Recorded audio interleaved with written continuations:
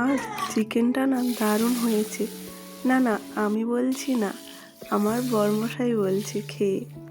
হ্যাঁ, আজকে আমার বরমশাই আমার রান্নার অনেকটাই তারিফ করলো যে আজকে রান্নাটা খুব ভালো হয়েছে।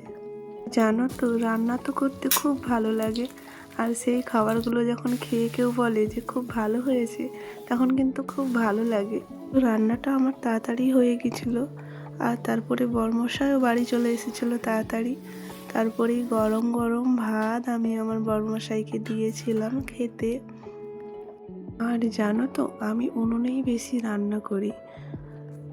আমার বেশ ভালো লাগে উনুনে রান্না করতে, আর উনুনে রান্না করলে খুব তাড়াতাড়িও রান্না হয়ে যায়। তো চলো, সকলে ভালো থেকো, সুস্থ থেকো।